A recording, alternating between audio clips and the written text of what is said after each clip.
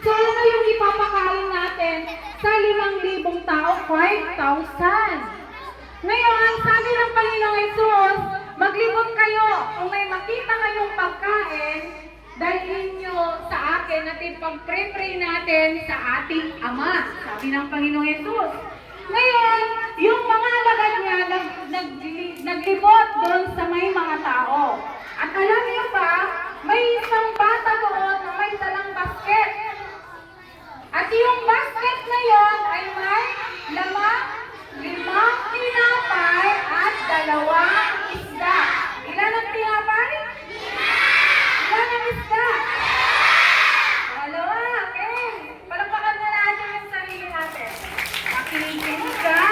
Ang hindi makinig ay may tutuli. Kaya lahat po tayo ay makinig. So, kinuha ng mga alagad yung 5 tinapay at 2 isda. Sabi, bata, pwede ba hingin namin yung pagkain mo? Imagine, tanghaling tapat, kagaya nyo mga bata. Tapos nagugutom yung bata. Pero, hindi pinagdamot ng bata yung kanyang dalang baon. Binigay niya ito sa humingi sa kanya. Pag ako ba humingi ng pagkain sa inyo, magbibigay kayo? Nawala. Hindi ko walang baon. So, binigay niya, at alam niyo ba, ibinigay nila ito sa ating Panginoong Hesus. Alam niyo ba, may magic dito na nangyari? Oh. Ano? Sino nakakalam ng magic?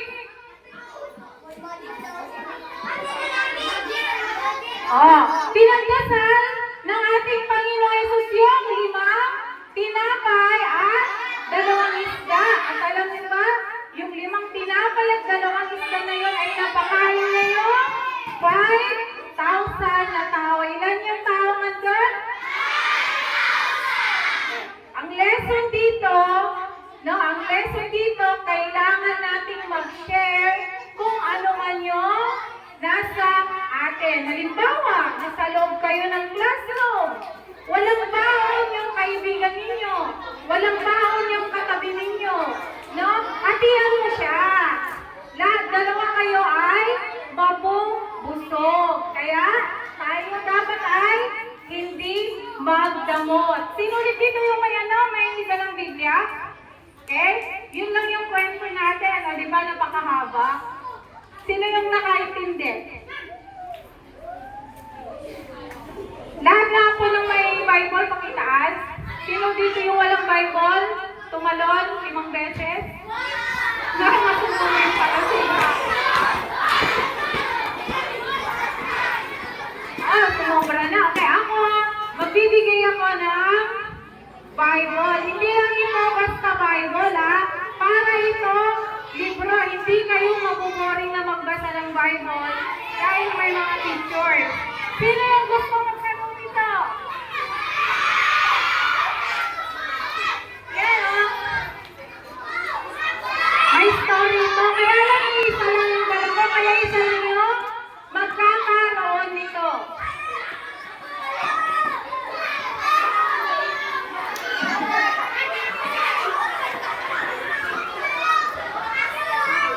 Ganito na lang. Ibibigay ko na lang kay Sir Jason. Siya ang pipili kung kanino ibibigay yung Bible.